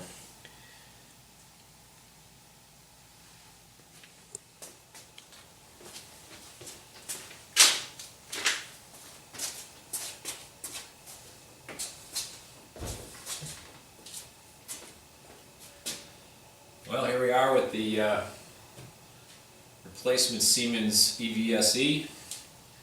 Let's see what happens when we plug this one in. Hopefully it will just come up green and be ready to charge the car.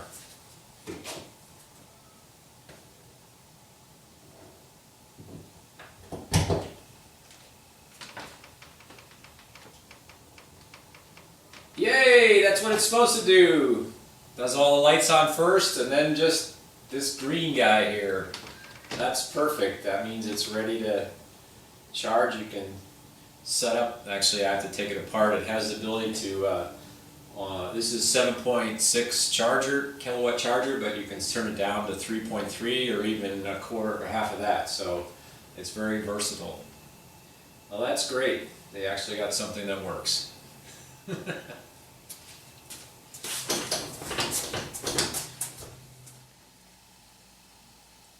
Passenger compartment, on the other hand, still needs a lot of work.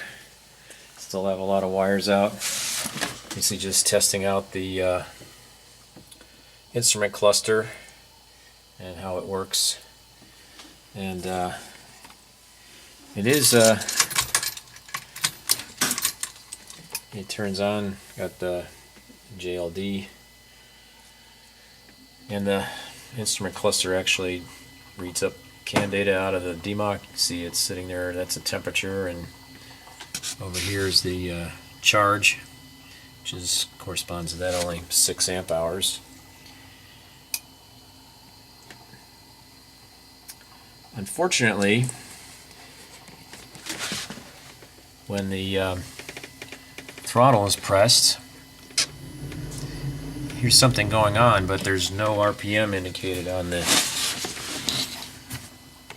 instrument cluster. Try that again. See that? And checking on the inside the DMOC, it seems like there's no RPM signal coming through, which is an indication that possibly the encoder in the DMOC is not working. So next thing to check out and figure out what I'm going to do about that. This doesn't look good. Well, after I tried to spin up the wheels and the motor was just making noise and not turning, and I wasn't getting any indication of RPM, I decided I have to find out what the problem is. And it does seem like it's an encoder problem, that the data's not getting encoded right from the motor. So first thing to check out is the DMOC, and that's why it's all apart. That connector there where the probe is at was just trying to find out if there's any signals coming in. You can see those are the capacitors for charging up and converting the DC into AC. So basically found out the cable's fine and that connector's fine.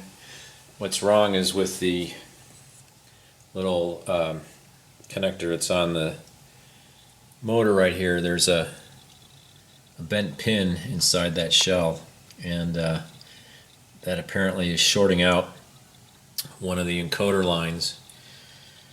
So the motor doesn't act like it's turning, or at least the DMOC doesn't think it's turning. Hopefully I will fix that little issue and get this all put back together and be spinning the wheels. Here's a look at the connector pins, and hard to tell from this view, but it's basically this pin that's up here on the right there. That one is bent and pushed in, so it's probably doesn't. Maybe if it's bent back it might make contact, but it's not going to be real good. Might have to replace this connector. Well, there appears to be enough slack on the cables inside to possibly move one of these wires over to another position, but probably not while it's in the car. There's just no room to work in here, and that's going to be still tight to do while it's attached. That means everything's got to come out. Well, I think I got really lucky. The yellow wire here was the pin that was damaged and was pushed in, and I just took a pair of tweezers and pushed it back out, and it actually came all the way out. And let's see, we can get down to, you can see the connector body again. It's now straightened, so maybe it'll go together without any problem. I don't know how much focus.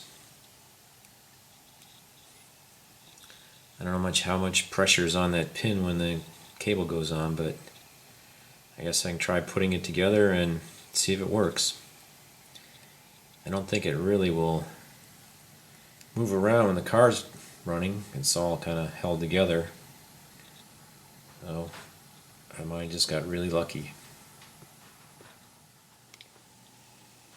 Dashboard's getting a little more put together. Just need to put the instrument cluster back in. But the big event,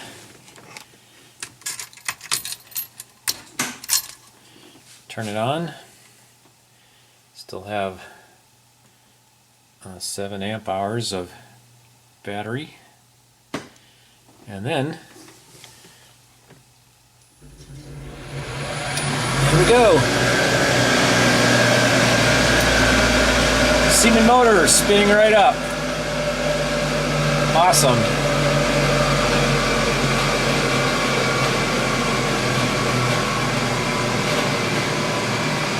And with the regen, it slows it down.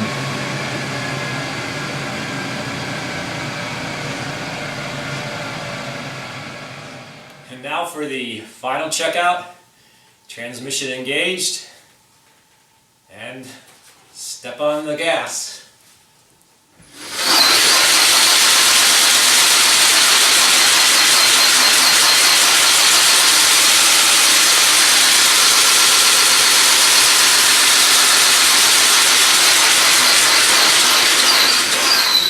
Alright, spinning wheels. Well, that's a major accomplishment. Still pretty loud because brand new brakes, but those will wear in real quick. And the next thing is to get it off the jack stands. So, there we go.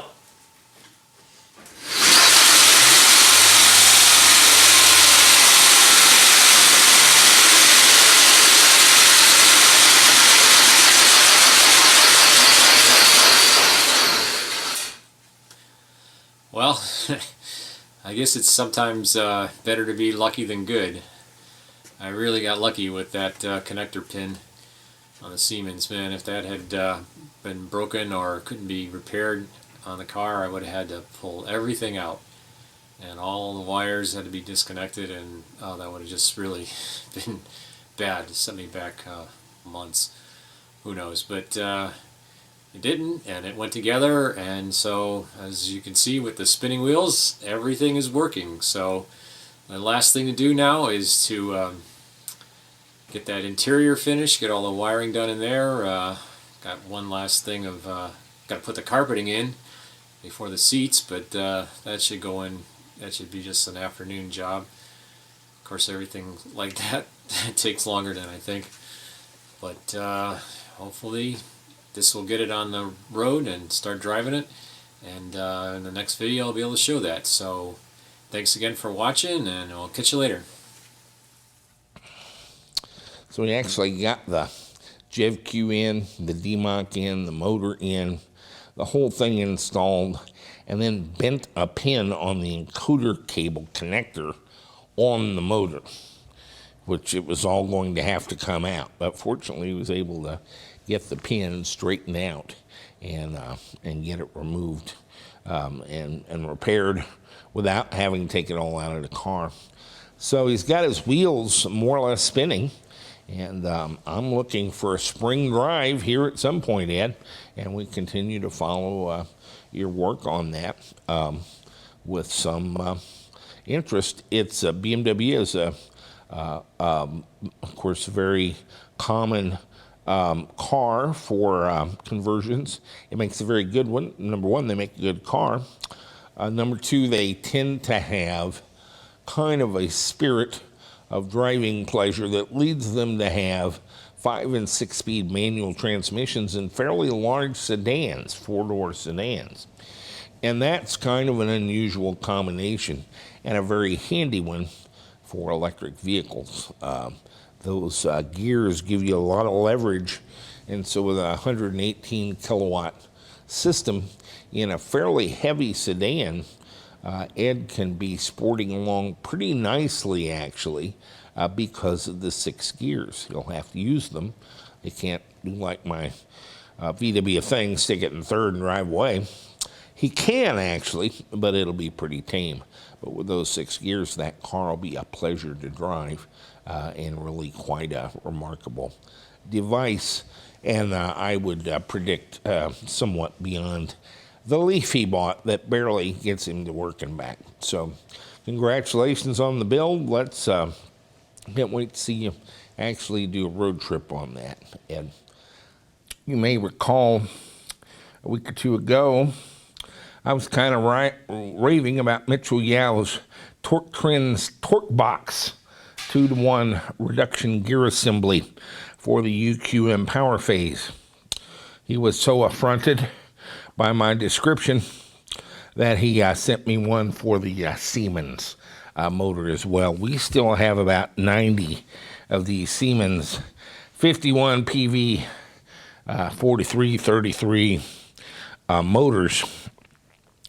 These are pretty stout, 190-pound AC induction motor that we use with the AZ Dynamics at about 118 kilowatts, which I don't think is straining them at all. I think they'll do 150 kilowatts with the right inverter. Square motor. Who'd have thunk it? But anyway, we've still got about 90 of these left. And just got in a shipment of air-cooled Bmw 645s. Therein lies the tale. We'll discuss it. But this week, Mitchell and his wife Grace from Surprise, Arizona, sent me a adapter plate, which is different, and the input shaft, in spite of them being very similar for the Siemens and the UQM, is slightly different. And he sent me the 2-to-1 gear reduction with an adapter plate and input for the Siemens 1PV motor. The Siemens has got 4 holes in it. He's got 4 matching ones, and I simply stood this on the end, set it up, and it, boom, fell right down on there. So a good fit on the input shaft of this and the output shaft of the motor, and 4 bolts, not included. No idea why. And it's the simplest mating of a transmission to a motor we've ever had. And so with that 2-to-1 reduction, again, you can get a drive shaft made into a 4-to-1 rear end or a 3.97, 3.79, and you're going to be right at EV speeds about 7 to 9 RPM of the motor to each RPM of your wheel. And that's a very good gear ratio, almost universal in electric vehicles. And that'll get you out to 80 miles or 85 mile an hour in very good style, while still giving you a good pickup off the line. The people who've done direct drive in the past, direct to the differentials, a little disappointing taking off from the line because they've only got a 3.5 or 4 to 1 ratio. But if you can get it up over 6.5 or 7, and certainly up in the 8 and 9 range, that's 8 or 9 revolutions of the motor for every revolution of the wheel. It digs pretty good, any motor. Even relatively small motors will pull you off the line in a pretty good sized car. This 150 kilowatt motor, basically, with 2-to-1 gear reduction into any stock rear wheel drive differential, and you're going to have a very nice driving electric car with very little cranial damage from the mounting of the motor and dealing with the transmission and so forth. This just makes it very easy. So again, a little bit pricey, $4,500 for the gear reduction. We're going to run a special on the motors at some point, but there's not much I can do about the gear reduction, but it just makes it a very easy drop in to make an electric car almost in an afternoon. Stay with us. So that's about our show for this week. We're going to continue. I've got some special stuff coming in, including some new batteries, which will be here at some point. Some nickel, cobalt, manganese, NCM cells that we're going to make another run at, which we did about 1.5 years ago, and they just weren't quite ready for prime time. We're going to start looking at those. Tesla, by the way, is opening up not only their battery procurement from Panasonic and their own Gigafactory, but also LG Chem and Sanyo out of Korea. The entire company seems focused now. Elon is obsessing on moving up production of the Model 3, having gotten 400,000 orders. He wants 100,000 of those cars out the door by the end of 2017 to produce between 100 and 200,000 in the second half of 2017, which is a huge move up in the production schedule and offering quite a challenge. His production managers have all basically left in terror, and he has hired a new head of production who used to work at Audi. And so he's kind of obsessing on the concept of moving it up. And even with the Gigafactory and Panasonic, he doesn't feel he's going to have enough battery cells. And so he's bringing in LG Chem and Sanyo also as suppliers, and to try to get a more diverse supply of battery cells. The Model 3 has caused a lot of enthusiasm. We have a new, what do they call it? The Model 3 Owners Club.com.